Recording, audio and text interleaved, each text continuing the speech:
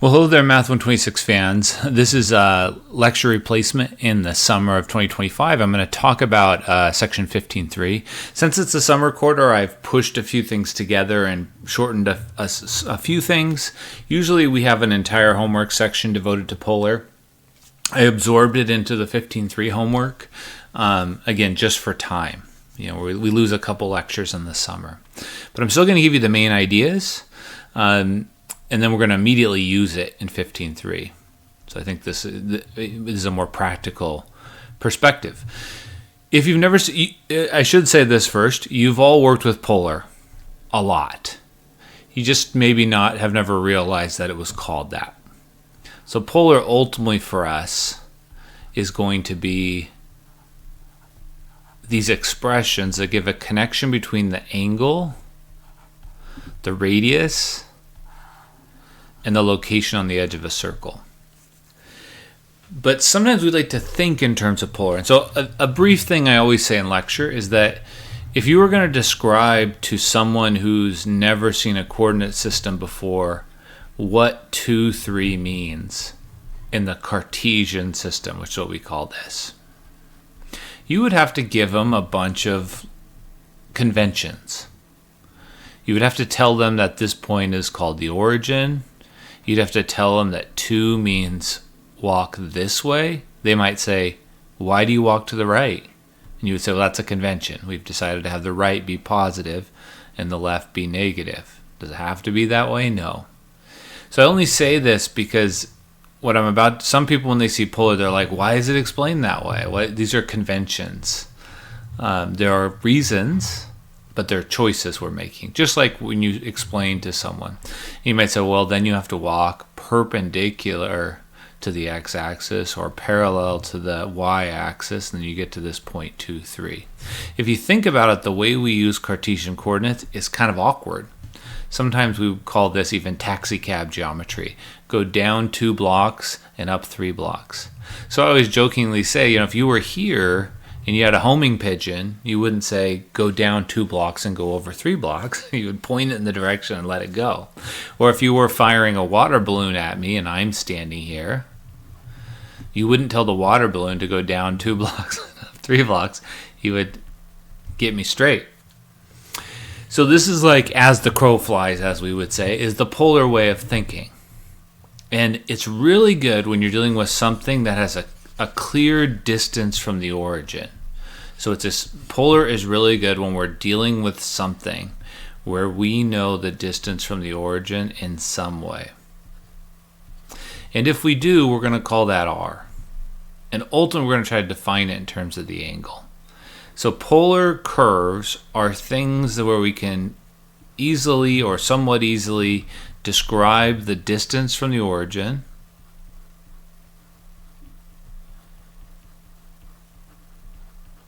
in terms of the angle. The angle relative to the positive x-axis. So with that in mind, we're going to define a new coordinate system. Now, I have a little beef with the polar coordinate system because if I was going to set it up, I would have swapped these two. To me, it makes more sense to have the angle first and the distance second, because I usually think rotate and then shoot the water balloon. But this is convention. The convention is to put the distance first and the angle second. So we're stuck with it. Okay, so now we're going to set up some rules. The rules are, you are going to face what we've been calling the positive x-axis. We're going to call that angle 0. We don't have to, but that matches up with how all the trig functions are typically defined. We're going to define positive angles to be this way, counterclockwise, and negative angles to be this way. Again, to match up with how you've seen trig defined. Then we're going to define, once you've reached a certain angle, like 3 pi over 4, which would be here, and what I've labeled here is what we call polar graph paper. It divides it up into, I think, 24 subdivisions. We're used to only dividing it up into 12, so some of these are extras, but these you should know. So the biggest worry students usually have is they're like, oh no, I don't know my angles. So if you're in that boat, then you need that unit circle. You need a printout of it, and you need to have it with you. You might say, I don't have a printout, and then I might say, I gave it to you the first day of class. What did you do with it? It's on my website. But you need to, and if it's one of these things that if you aren't comfortable with the unit circle and you don't know these angles, then it's worth taking the time because they're not going to go away. So it's just one of those things at this point I like to say, just learn it now, have it in front of you all the time. You're just going to use trig a lot if you stay around in the sciences. Okay, so those are our breaking it up into fourths, basically. You can break it up a little further. The natural places we typically break it up are here, here, here, and those are the 30, 60. This first one is actually 15 degrees. We don't usually label that one, but anyways, it's given when you do polar graph paper because they're trying to do equally spaced values. Okay, so first know those things. So imagine I say 3 pi over 4. That means you are going to face this way. And just like with any graph paper, you get to figure how far out you want to label. So if I say maybe 3 tick marks is 1 and 6 is 2. If it says go out 2 units, then you go out 2 units, and I would be right there. That would be that point. The biggest problem with polar is there's ambiguity. So you could talk about the point 3 pi over 4 and then add 2 pi, and you're back to the same place. I always say you're a little dizzier, but you're still facing the same way, and you end up at the same point. You could even do 3 pi over 4 plus 200 pi. Then you're extremely dizzy. You also can face the other way. So you could say, I'm going to face negative pi over 4, which is going to have me face this way. And this is the stuff that confuses students. You say, well, how can you face the other way? Well, because then you moonwalk, you go backwards. All of these are the same point. So negative r means walk backwards. Why would you do that? Is the natural question. Because we're going to define functions. Sometimes functions are positive or negative, and we have to interpret them. So we allow negatives. If you get to choose and you're setting up a region, yeah, I would choose positive. Okay, so that's really, there's a lot to be said here, but I'm just going to, like I said, I'm going to get right to the fundamentals, and at the end we're going to peek at the homework. Okay, so the fundamental ideas are these, and I'm going to talk about each one of these 4 exercises. So it goes like this. We have these trig functions defined in the following way. If this is this angle, and this is the x-coordinate, and this is the y-coordinate, and this is this thing called r, there are many connections between those. So you can say x squared plus y squared equals r squared. That's a very useful little fact. In fact, when r is a constant, what that means is as you rotate around, you're the same distance for all values of theta. So something that says you're the same distance from the origin for all values of theta is a circle. And notice you can even convert and say, oh, this is the same as x squared plus y squared equals 3 squared. We recognize that as a circle equation. But a comment is, this is the circle equation in polar.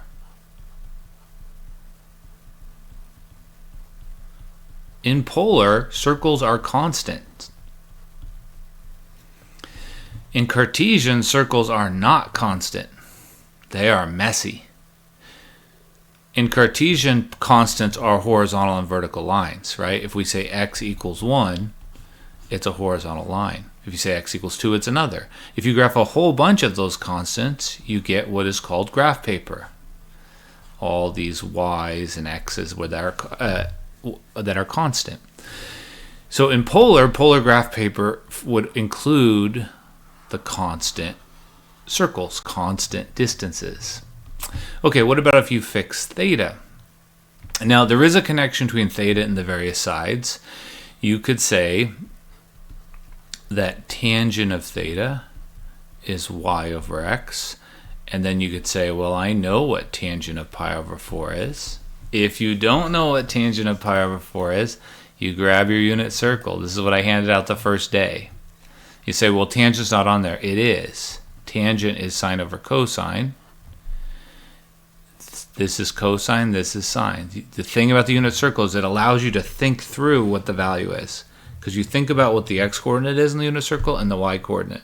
And from that you can figure out all the other trig functions. So if you never caught that, you should like close your eyes when you encounter a trig, think about where you are in the unit circle, and then you should know this value, but if you didn't, you could say square root of 2 over 2, square root of 2 over 2, 1. That's 1. All right. So what is this saying? This is saying y over x equals 1, which is the same as saying y equals x. And that's what this line is. So the radial lines are the values you get when the angle is fixed.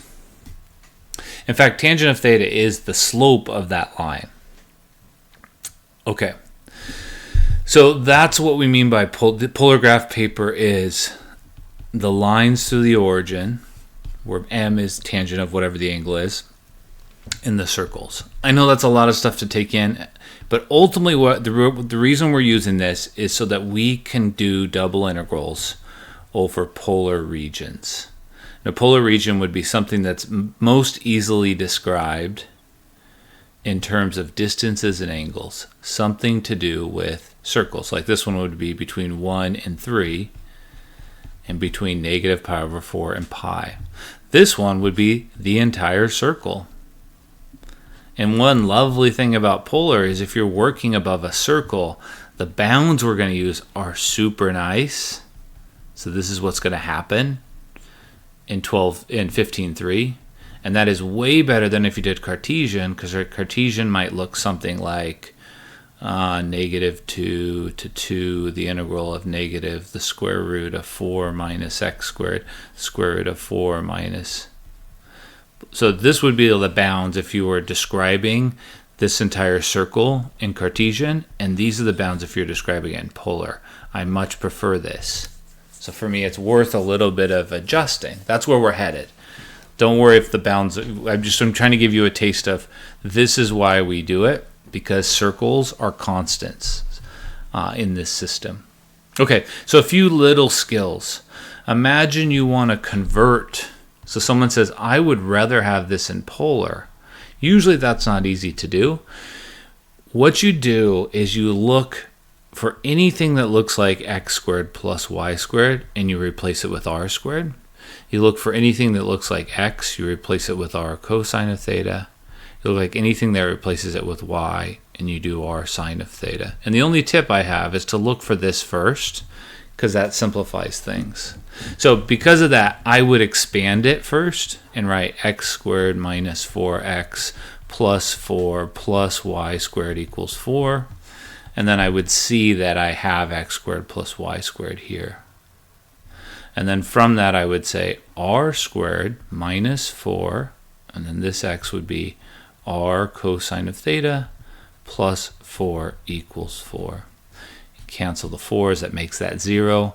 And then there's a little maneuver here at the end.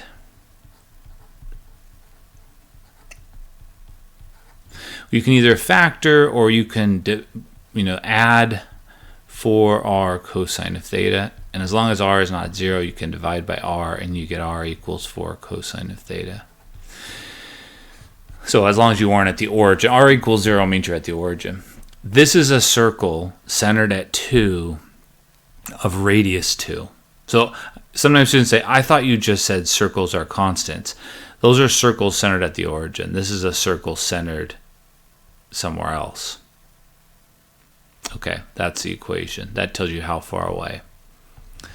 All right, so that happens in maybe a couple homework questions. And there's a couple problems that have you convert. And so your goal in converting is to replace until your x's and y's are gone. Let's try to convert in the reverse order. So if you're trying to convert to get rid of r and theta, then here's your maneuver. You say, well, I'm going to get rid of, here's sort of a three-step process. We just don't do this very much because usually it's not nice to convert. You like to stick with what you got. The only few cases are maybe this one. But you say cosine of theta is x over r. That's this written in a more user-friendly form. You say that sine of theta is y over r. And then after you do all that, you should only have r's left, assuming that it's something that only involves sine and cosine. So let's do that now. Times x over r plus 2 times y over r. I would multiply everything by r squared. Oh, and then I have r squared, so it's x squared. And I made up this example right before doing this. I just wanted to give something different. Sick of doing the same old examples in all my lectures. Okay, so that's that piece. Sorry, I'm going to move this down a little bit so we can see this. That's actually a circle as well, centered elsewhere. If you wanted to know where the center is, you could play the lovely complete the square game. Half the middle squared. Half the middle is 2 squared. This is 4. You add 4 to both sides. Half the middle is 1 squared. You get a 1. You add a 1 to both sides. I didn't make this video to review complete the square. Okay, this is a circle centered at 2, 1 of radius square root of 5. There's a couple homework questions that have you convert. Okay, the real goal of this homework, of the 10-3 part of the homework, is to get you to start thinking in terms of polar, because it's a different way to think. And so the main thing I want you to do in the first few questions is kind of play around with plotting points. You don't have to be an expert on polar curves. I think I will make a supplement video on interesting polar curves, but I want you to be able to take something like this and plot a few points. And what I mean by that is I want you to plot 0 and pi over 2, points that you know on the unit circle. You say, well, I don't know any points on the unit circle. Okay, I'll say it in a different way. The points that correspond to up, down, left, and right.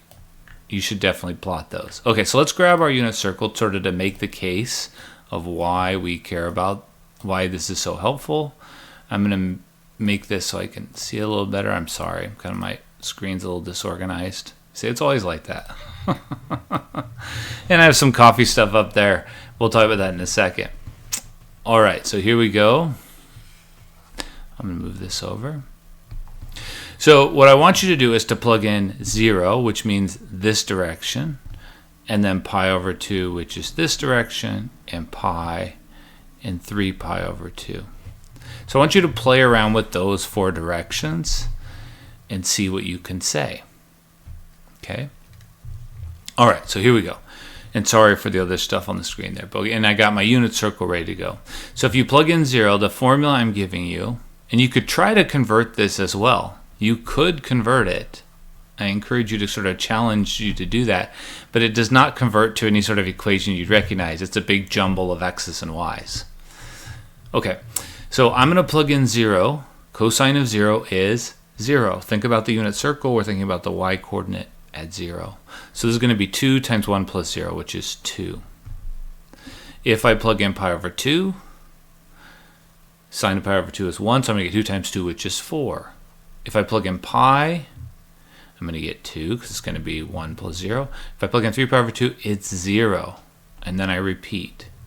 That's often enough to give you a beginning sense of what the picture looks like. Let's call this 2. And when I'm looking up, it's 4. 1, 2, 3, 4. And when I'm looking to the left, it's 2. And for a lot of the homework questions, that's enough. Like if they give you 4 graphs and only one of them hits those 4 points, you're done. So it's not that bad. A little comment that I'm going to add here, which is you can actually think about your distance from the origin and what happens. So I don't usually do this, but since I'm making a supplemental video, hopefully you'll let me get away with this. If you were going to graph this, if you don't know what that graph looks like in Cartesian, it's a sine wave. And when you plug in 0, you get 2. So it's a sine wave that goes through 2. And then it goes up, and it goes down, all the way down to 0, and it comes back up and completes one cycle. How do I know that? I know that that's what sine does. The only difference here is I'm moving around 2. And it goes all the way up to 4, and it goes all the way down to 0. So when it's at 0, it's only at 0 for a moment. Along the way, so if I talk about this distance here, the height there, that's this distance. So what should be happening is the distance is getting bigger and bigger to 4. So I'm going to connect them in the following way. The distance is gradually getting bigger as you rotate around until you get to 4. And then the distance gets gradually smaller until you get to this 2. And then the distance gets smaller until you get to 3 pi over 2, which is where this would be. It'll be at 0. Then it comes back up. It's a little heart shape. We call that a cardioid. I'm going to show it to you here because it looks like a heart. So here it is. As you go around, I'm going to get the angle back to 0. So here's the angle back to 0. Let me slow it down a little bit. I'll just drag it. Didn't mean to do that. So the angle's at 0. And the distance from the origin, that's what the formula is telling me. I don't know why I put a 2 there. That was just a typo. I'll fix that. 1. Okay. So here I'm going through the angles. When I get to pi over 2, it's 4. That's the biggest it is. When I get to pi, it's back to 2 you might say, well, that's -2, but it's 2 units from the origin. When I get to 3 pi over 2, let's look at that. We're at 0. And then it gets bigger again. That's the cardioid. If you flip it upside down, so if I make it a negative, you get something that looks like a heart. Okay.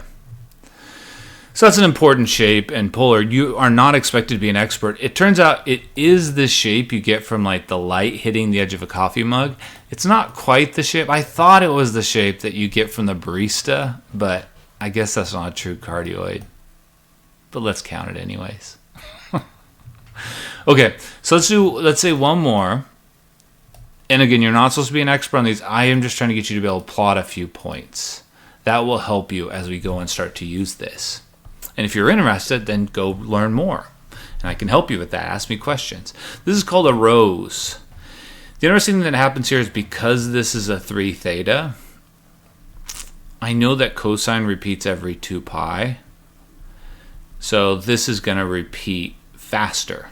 So if I were to like lay this out, and you don't, like I said, you don't need to know this. I'm just going to give you a little perspective here.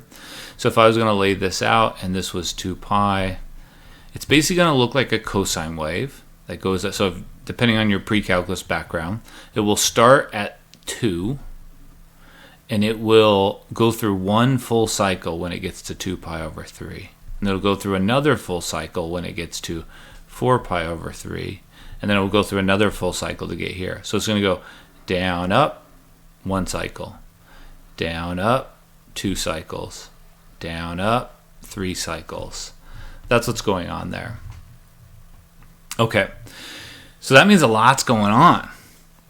It's going to go negative and positive a bunch of times. And every time that happens, it's going to pass through the origin. So this is going to be some sort of weird thing that passes through the origin a bunch of times. Now when I plug in 0, I get 2. So I can still plot points. I think 2 is the biggest sheet I get. So let's just make 2 the edge. If I plug in pi over 2 and I'm looking up, it's cosine of 3 pi over 2, which is 0. I need your unit circle. Then cosine of 3 pi, that's -2.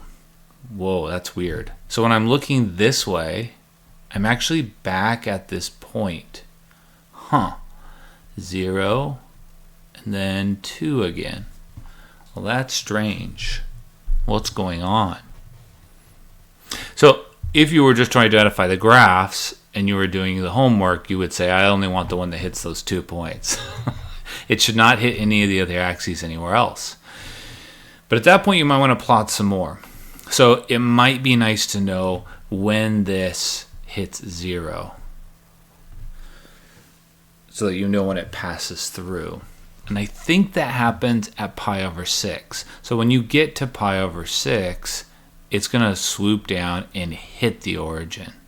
And then an interesting thing happens, because you're going to be looking this way, but you're going to have negative values. And it comes down. Oops. It does not hit again. We already said that. It comes down. loops around, then comes through, loops around, and does this. So let me show you the visual of that. Apologies, I didn't mean to this was what I meant to show you. Here we go. So here we're going to watch this thing as I go through the angles. So the angle is 0. It gets bigger and bigger, and then I get to pi over 6 about. Oh, it's maybe pi over 3. I think no, pi over 6. That's right. So then it's 0, and then you get negative. So even though I'm looking, so I drew the little angle so you could see where we're looking. We're looking that way, but our r is negative. So that's why it's being plotted below. I think I have the wrong function here. I do. This is, I was like, this is not what I'm expecting. That was 3 sine. I wanted to do 3 cosine. So let's give it another shot here. So we're starting here, and then we go up, up, up, pi over 3. Then it's negative, negative. We're looking up that way. That's kind of cool. Okay, so that's a lot, but hopefully you took away a few things. We can plot when we're on the axes, 0, pi over 2, pi, 3 pi over 2. We hit the origin when r is 0. And I gave a little bit of a feel for some of the pieces. When you go do the homework, it's mostly, I try to be really practical with this summer session. It's mostly going to be about, can you figure out what the region is? What does it mean for r to be greater than or equal to 0? So think of r as distance. Theta is the angle. And they're shading in blue. 0 to pi. So that's what I mean by it's just trying to get you to think in terms of angles. So it's saying you're going to look out this way, but only for distances greater than 3. So those should be really fast for you to see, greater than or equal to 3. Blah, blah, blah. I gave it away. Okay, here's one. 0 to 3. So everything from 0 to 3 for the angles from negative pi over 2 to pi. Okay, so that's what's going on. Ooh, look at a little washer region. Okay. They have you do some converting. Again, the converting, you're going to do what we did out of what I just mentioned, which is that r squared is x squared plus y squared, then name it. I think I will make a separate video about this. I forget. It's limachon. It's French. And the cardioid is a version of a limachon. Anyways, you'll convert this. I talked about that already and figure out what it is. You could convert. You could convert. Ooh, do you know enough to figure out which of these 4 graphs it is? Can you plot a few points? I think so. Can you plot a few points to see what graph it is? I think so. And then we'll be starting to use it. Okay, so I hope that gives you a start for the first 10 questions in the homework.